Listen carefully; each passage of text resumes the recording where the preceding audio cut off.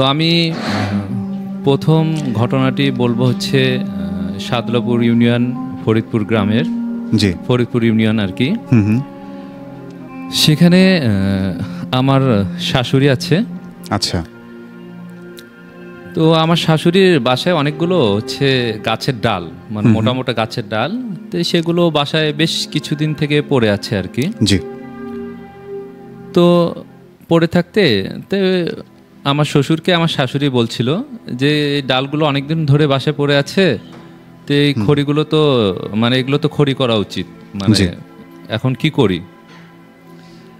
তো এখন আমার শ্বশুর বাবলা নামে এক লোককে ডাক দিয়ে বলল যে এই খড়িগুলো একটু চিরে দেওয়ার ব্যবস্থা কর। তো বললো ঠিক আছে, আমি আগামীকাল সকাল 7টায় এসে খড়ি কেটে দেওয়ার ব্যবস্থা করব আমি। আচ্ছা। তো ওই কথা বললো, কাজ কাম মানে যে যার যার কাজে গেল, সারাদিন সব ঠিকঠাক থাকলো।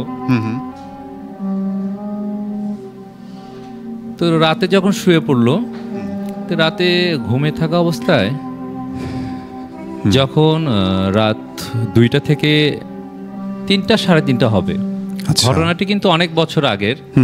তখন আমার ওয়াইফ আর কি 6-7-এ, মানে এই ধরনের, তখন ওই ক্লাসে পড়ে আর কি। ওকে।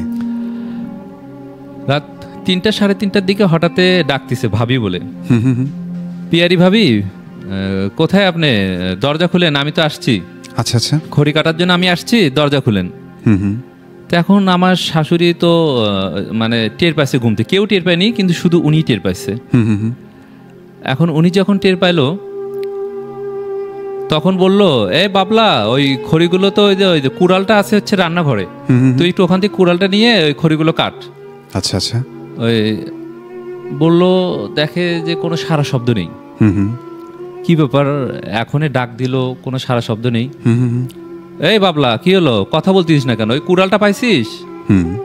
কুড়ালটা পেয়ে থাকলে ওখানে যা, ওই খড়িগুলো তাড়াতাড়ি কাট। তারপরেও কোনো সারা শব্দ নেই। আচ্ছা আচ্ছা। তো চিন্তা করলো কি ব্যাপার, এখনই কথা বললো, জোরে ডাক দিল, 2টা ডাক দিছে, এখনই কথা বলতেছে না, দেখি তো কই গেল। সে কিন্তু এটা বুঝে নেই যে অন্য কিছু ডাক দিছে বা ভয়ের কিছু এরকম, তখন টের পায়নি আর কি। ওকে। যখন গেটটা খুললো, খোলার সঙ্গে সঙ্গে দেখে যে বাইরে কেউ নেই। আচ্ছা আচ্ছা। কেউ নেই, কিন্তু ওই ঘরের সামনে একটা গাছ ছিল, সে গাছের মানে ডালগুলো একটা ঝাঁকি খেলো আর কি, কিছু আচ্ছা আচ্ছা, ঝমঝম করে একটা ঝাঁকি। তো এই ঝাঁকি খাওয়ার পরে ওই জিনিসটা যখন আমার শাশুড়ি দেখলো, আচ্ছা, দেখার সঙ্গে সঙ্গে ওনার গা একদম শিংড়ে উঠেছে, এমন ভয় পাইছে যে সে আর মানে চিৎকার করেনি, মানে সে প্রচুর ভয় পাইছে আর কি। আচ্ছা আচ্ছা। তো ভয়ে দরজাটা লাগাই দিছে, সে আর বাইরে আর ঘুরবে এইটা আর সাহস পায়নি, যে কোথায় গেল বা খুঁজবে, এই সাহসটা সে আর পায়নি। রাইট। তো দরজা খোলার পরে তারপর দরজাটা লাগিয়ে দিয়ে সে শুয়ে পড়ছে। আর আমার বাসায় যে ওনার ছেলেমেয়েরা যারা ছিল তারা কেউ বুঝতে পারেনি, তারা কেউ টের পায়নি, তাদেরকে ঘটনাটা বলেনি। তো ঠিক পরের দিন একদিন পরে কি সেই দিনেই আমার শাশুড়ির প্রচুর জ্বর এসেছে। আচ্ছা আচ্ছা। এতই জ্বর এসেছে যে জ্বরের তাড়নায় শরীরে পক্স উঠেছে আর কি। আচ্ছা আচ্ছা। পক্স, পুরো শরীরে পক্স ওঠার পরে বেশ 8-10 দিন প্রচুর অসুস্থ ছিল।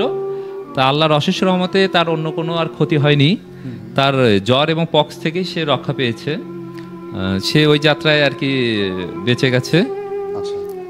তো তারপরে আমার শাশুড়ি মোটামুটি সুস্থ আল্লাহর রহমতে, তারপর আর কিছু হয়নি।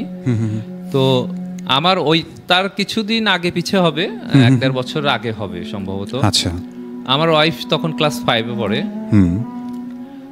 ও বাইরে যখন সন্ধ্যার পরে এই ওদের বাসার বারান্দায় মানে আসছে, দেখে একটা সাদা পাখি, বিশাল আকারের পাখি, মানে না হলে একটা মানুষের চেয়েও বড়। আচ্ছা আচ্ছা। কিন্তু স্বাভাবিকভাবে তো এরকম পাখি দেখা যায় না। স্বাভাবিকভাবে ওই গ্রামে তো কেউ দেখেইনি কখনো। জি জি জি। মানে এই ধরনের পাখি কেউ দেখেনি, মানে একদম অস্বাভাবিক, এতই বিশাল পাখি যে ওটা সারা জীবনও কেউ দেখবে না, একদম সাদা পাখিটা।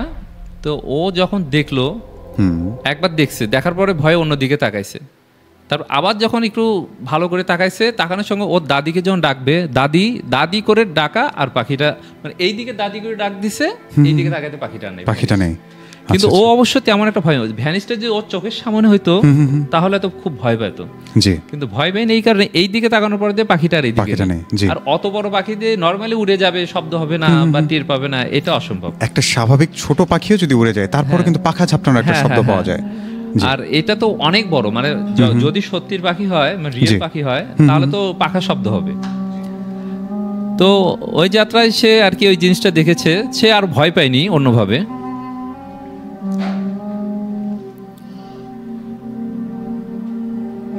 তারপর যাক ওই যাত্রা এটা গেল। এই কিছুদিন আগের ঘটনা, এটা রানিং কন্টিনিউ আর কি। তাদের বাসায় একটার পর একটা ঘটনা চলতেই থাকে। তাদের আশেপাশে মানে তাদের বাসার আশেপাশে কয়েকটা জিন আছে। সেই জিনগুলো অবশ্য তাদের ক্ষতি করে না, কিন্তু আশেপাশ দিয়ে যখন তারা ঘুরে বেড়ায় তখন মনে করেন বিভিন্ন সময় চোখে পড়ে।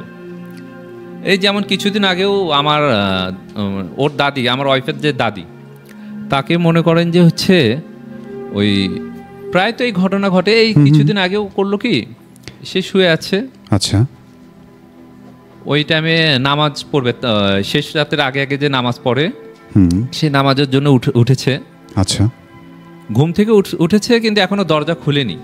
বাসায় কেউ ছিল না, সে একাই থাকে, গ্রামে একাই সে থাকে, মানে সাহস প্রচুর আর কি। ওকে। তো হঠাৎ করেই দরজা নক করতেছে, হ্যাঁ, ঠাক ঠাক করে মানে শব্দ করতেছে, বলতেছে এই দরজা খোল, এই দরজা খোল তাড়াতাড়ি, মানে ওনার মুরব্বী হিসাবে ডাক দিচ্ছিল আর কি। ওকে। তো উনি তো সঙ্গে সঙ্গে টের পাইছে, এটা তো মানে ওনার যারা মুরব্বী তারা তো কেউ বেঁচে নেই, আর মানে তো হ্যাঁ, পরিচিত কণ্ঠ দিয়ে ডাক দিছে আর কি। জি। তারপর উনি ভিতর থেকে বলছে যে তুই কে, আমাকে ডাকিস, তুই কি মনে করিস আমি কিছু বুঝি না? এখান থেকে চলে যা, আমাকে ডিস্টার্ব করিস না। ওকে। তারপরে অবশ্য সারা শব্দ ছিল না। তো সে তাদের অবশ্য বিল্ডিং বাসা ছিল, অ্যাটাচ বাথরুম ছিল, ওখান থেকে সে অজু করে নামাজ পড়ে আবার শুয়ে পড়েছে, আর সমস্যা হয়নি।